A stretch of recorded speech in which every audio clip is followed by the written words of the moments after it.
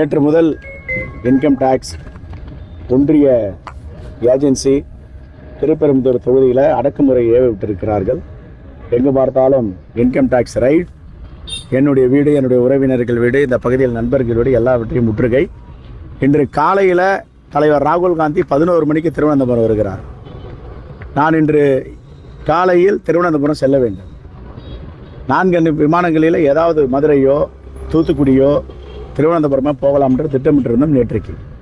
நேற்றைக்கு இரவிலிருந்து சீருடை அணியாமலும் தமிழ் பேச தெரியாதவர்களும் தன்னை மத்திய வருவாய்த்துறை இன்கம் டேக்ஸ் என்று சொல்லிக்கொண்டு நான் இருக்கும் பகுதிகளில் முற்றுகையிட்டு காலை விமானங்கள்லாம் புரட்ட பிறகு நான் 11 மணிக்கு அங்கு செல்ல முடியாது என்ற பிறகு அவர்கள் கலைந்து போகிறார்கள்.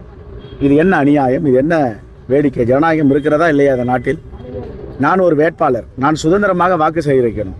நான் ஒரு காங்கிரஸ் கட்சியின் மாநில தலைவர், எங்களுடைய நாடாளுமன்றத்தின் எதிர்க்கட்சி தலைவர், இந்த தேசத்தின் முகமாகவும் குரலாக இருக்கின்ற ராகுல் காந்தி வருகிறார். ஒரு மாநில தலைவராக நான் தான் அதை ஏற்பாடு செய்ய வேண்டும். நான் தான் குளச்சலுக்கும் நாங்குநேரிக்கும் சங்கரன் கோவிலுக்கும் ஸ்ரீவைகுண்டத்துக்கும் அழைத்து செல்ல வேண்டும். நான் அவருடன் சென்று அதை ஏற்பாடு செய்யக்கூடாது என்று என்னை முடக்குவது எந்த விதத்தில் நியாயம்? ஜனநாயகத்தின் மீது நம்பிக்கையுள்ள மக்கள் எல்லாம் இதை வேடிக்கை பார்த்து கொண்டிருக்கிறார்கள். தலைவர் ராகுல் காந்தி தமிழ்நாட்டுக்கு வருவது உங்களுக்கு பிடிக்கவில்லையா? இல்லை மாநில தலைவரான நான் அதை ஏற்பாடு செய்ய வேண்டாம், தடுக்க வேண்டும் என்று நீங்கள் முயற்சி செய்கிறீர்களா? எங்களை கட்டி போட முடியாது, எங்களை நீங்கள் யாரும் அச்சுறுத்த முடியாது. அச்சமில்லை என்று எங்கள் முப்பாட்டன் பாடிக்கும் வைத்து போட்டிருக்கிறார். நாங்கள்லாம் அதை உள்வாங்கி இருக்கிறோம். ஆகவே இதை வன்மையாக கண்டிக்கிறோம். சுதந்திரமாக வேட்பாளர்கள் நடமாட வேண்டும். வேட்பாளர்களுக்கு பணியாற்றும் தலைவர்கள் சுதந்திரமாக அவர்கள் வாக்கு சேகரிக்க வேண்டும். ஏன் எங்களுக்கு இந்த பிரச்சனை? அதிமுக வேட்பாளருக்கு ஏன் இந்த பிரச்சனை இல்லை? அதிமுக வேட்பாளர் பாஜகவில் ஒளிந்து கொண்டிருக்கிறார். பாஜகவுடைய ஆதரவு இருக்கிறது. ஆகையால் அவருக்கு தொந்தரவு கிடையாது. அவங்க தலைவர்களுக்கு அச்சுறுத்தல் கிடையாது. அவங்க ஜனநாயகமாக நடமாடுறாங்க. நாங்கள் ஜனநாயகத்தில் நடமாட முடியுதா? ஏன் எங்களை இப்படி அச்சுறுத்துகிறார்கள், துன்புறுத்துகிறார்கள், வேதனைப்படுத்துகிறார்கள் சோதனை என்ற பேரில்? இது படப்பையா மனோகரன் வீட்டில் அவர் தான் பிரச்சாரத்துக்கு ஏற்பாடு பண்ணுறார்.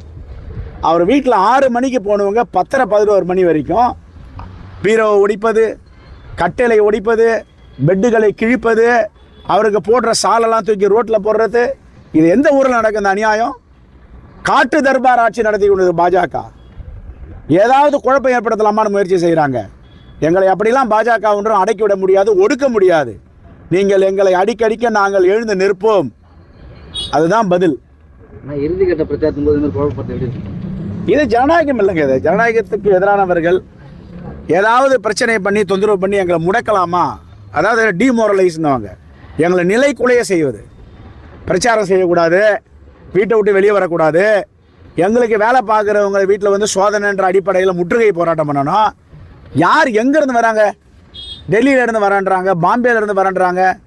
நம்ம தமிழ் பேச தெரிந்த அதிகாரி ஒருத்தரோட கிடையாது, எல்லாம் மத்திய போலீஸை கொண்டு வராங்க. இதெல்லாம் வன்மையாக கண்டிக்கத்தக்கது. எங்கேருந்து வந்தாலும் தோல்வி வருது. தமிழ்நாட்டு மக்கள்லாம் அதை வேடிக்கை பார்த்துட்டு இருக்காங்க. தமிழ்நாட்டு மக்கள் இதை பார்த்து கொண்டு இருக்கிறார்கள், வேடிக்கை பார்க்க மாட்டார்கள்.